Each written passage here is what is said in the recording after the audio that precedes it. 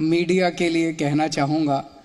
अगर थोड़ा सा ऐसी बात कहूँ जो थोड़ी सी वो ठीक ना हो तो मुझे माफ़ कर देना। पत्रकारों से बहुत दोस्ती रहती है हमारी, एडिटर्स से बहुत दोस्ती है, जो मालिक हैं उनसे दोस्ती है। बहुत अच्छा काम करते हैं आप सब लोग, सभी पत्रकार। कई बार बड़ी कठिन परिस्थितियों के अंदर आप लोगों को काम करना पड़ता है, लेकिन कभी कभी ये देखने को मिलता है कि चूंकि आप सब लोग तो बहुत बड़े बड़े लोगों के बीच में घूमते हैं कि कभी कभी ऐसा लगता है जैसे आम आदमी की आवाज़ से हम लोग आम आदमी के मसलों से कट जाते हैं और पार्टियां क्या कह रही हैं, नेता क्या कह रहे हैं, उसमें उलझ के रह जाते हैं। तो जैसे कई बार मैं इंटरव्यू देता हूं, मैं किसी जी की बात नहीं कर रहा, मैं एक जनरल मीडिया की बात कर रहा हूं। तो इंटरव्यू में पूछते हैं कि केजरीवाल जी, भाजपा ने आपके ऊपर ये आरोप लगाया, आपको इस पे क्या कहना है? तो मैं कहता हूं जी भाजपा वालों को कहने दो, आपको क्या प्रॉब्लम है, वो कह रहे हैं, मैं उनके ऊपर टिप्पणी क्यों करूं? तो भाजपा के इस नेता ने आपके ऊपर ये आरोप लगाया, आपको क्या कहना है? कांग्रेस ने आपके ऊपर ये आरोप लगाया, आपको क्या उनको सबको कहने दो ना।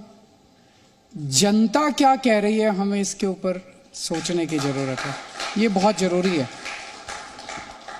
अभी पंजाब चुनाव के दौरान मुझे याद है, एक दिन पंजाब चुनाव के दौरान आपने देखा होगा, मैं और भगवंत मान जी एक साथ इंटरव्यू दिया करते थे टीवी चैनलों को। हम दोनों बैठते थे, उनके एंकर बैठते थे, हम दोनों से प्रश्न किया करते थे। एक दिन मैंने और भगवंत ने डिसाइड किया कि हम दूसरी पार्टियों का कोई भी आरोप अगर पूछा जाएगा तो हम जवाब नहीं देंगे। हम जवाब तभी देंगे जब जनता के मसले पे बात होगी। तो इंटरव्यू शुरू हुआ।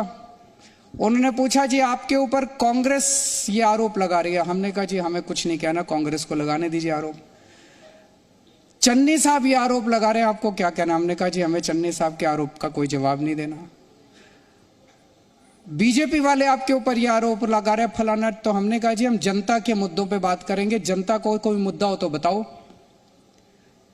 एंकर सारे चुप हो गए, जनता का मुद्दा ही नहीं पता था। फिर हमने कहा कि हम आपको बताते हैं जनता के क्या मुद्दे हैं। हर आदमी चाहता है मेरे बच्चों को अच्छी शिक्षा मिले। तो क्या आप मानते हो पंजाब में स्कूलों की हालत खराब है? तो वो बोले हाँ जी खराब है। तो हमने कहा जी हमसे पूछो स्कूल कैसे ठीक होते हैं। क्या आप मानते हो अस्पतालों की हालत खराब है? बोले हाँ जी खराब है। मैंने कहा हमसे पूछो अस्पताल ठीक कैसे किए जाते हैं। जनता के मुद्दे कई बार हम भूल जाते हैं और बयान प्रतिबयान तर्क कुतर्क, इसी के अंदर पूरी राजनीति और पूरा हमारा मीडिया स्पेस घूमता रहता है। लोगों को कोई लेना देना है नहीं है कि वो उसको क्या गाली दे रहा है, फिर बदले में उसने उसको क्या गाली दी, इसने उसको क्या।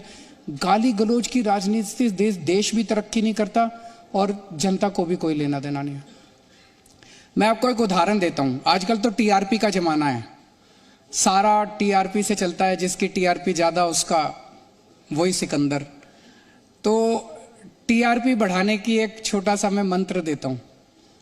2005 या 6 की बात है, हम उस टाइम में दिल्ली की झुग्गियों में, सुंदर नगरी की जो झुग्गियां हैं, वहां झुग्गियों में एक एनजीओ में काम किया करता था। राशन की कई राशन वाले, कुछ राशन वाले राशन की चोरी किया करते थे, गरीबों के राशन की चोरी। तो हमने आरटीआई डाल के उनके सारे रिकॉर्ड्स निकलवाए। तो पता चला कई राशन वालों ने जनता के झूठे अंगूठे के दस्तखत लगा लगा के, अंगूठे लगा लगा के राशन की चोरी कर रखी है। हम जनता के पास गए, जनता से पूछा, जनता बोली जी मैं तो राशन ही नहीं लेके आया, ये मेरा झूठा अंगूठे का निशान है, ये झूठ चोरी की हुई है उसने। मैं वो सारे रिकॉर्ड लेके एक टीवी चैनल के एडिटर के पास गया। उस टाइम मुझे कोई भी नहीं जानता था। मैंने कहा जी ये बहुत बड़ी चोरी है, राशन की चोरी है, इसको जरा दिखा दीजिए आप अपने चैनल पे। उन्होंने कहा यार ये झुग्गी वालों के मुद्दे कौन देखना चाहेगा, हमारे चैनल पे ये सब नहीं चलता। मैंने कहा नहीं सर ये जनता का मुद्दा है, जनता जरूर देखना चाहेगी कि उनकी कैसे चोरी। उन्होंने कहा नहीं कोई, उन्होंने भगा दिया मेरे को। 3-4 चैनल में घूम के आया मैं। फिर एक चैनल वाला बोला ठीक है मैं दिखाऊंगा।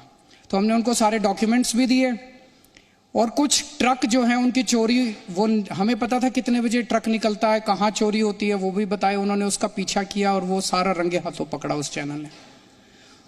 उस हफ्ते वो स्टोरी जो है उसको सबसे ज्यादा टीआरपी मिली amongst all the programmes of all the channels put together.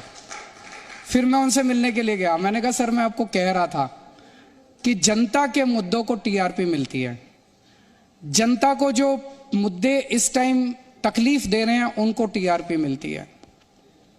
मुझे याद है एक बार अब्दुल कलाम आजाद साहब का भाषण सुन रहा था मैं, उन्होंने कहा कि इतनी ज्यादा अपने यहां मीडिया में नेगेटिव खबरें दिखाई जाती है, हमें कई बार लगता है कि नेगेटिव खबरों की बहुत ज्यादा टीआरपी होती है।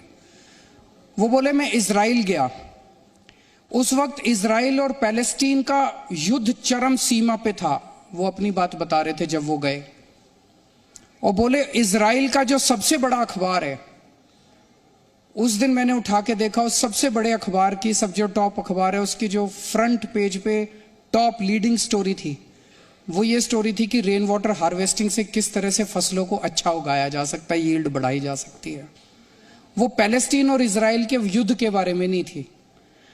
तो मुझे लगता है कि पॉजिटिव स्टोरी दिखाना, सही स्टोरी दिखाना, जनता के मुद्दों की बात करना, इसमें टीआरपी भी है और इसमें देश की भलाई भी है। अब दिल्ली के अंदर हमने स्कूल इतने अच्छे कर दिए, पर चैनल्स को लगता है कि स्कूल दिखाने से टीआरपी नहीं आएगी, कोई नहीं दिखाता हमारे स्कूल, हम कहते रहते हैं स्कूल अच्छे कर दिए, जनता भी कहती है स्कूल अच्छे कर दिए, केजरीवाल ने अच्छे कर दिए, जनता ने वोट भी दिए स्कूलों पे, लेकिन ऐसे लगता है जैसे इस पे टीआरपी नहीं है। अस्पताल अच्छे कर दिए, इस पे टीआरपी नहीं है, दवाइयां दे रहे हैं, इस पे टीआरपी नहीं है।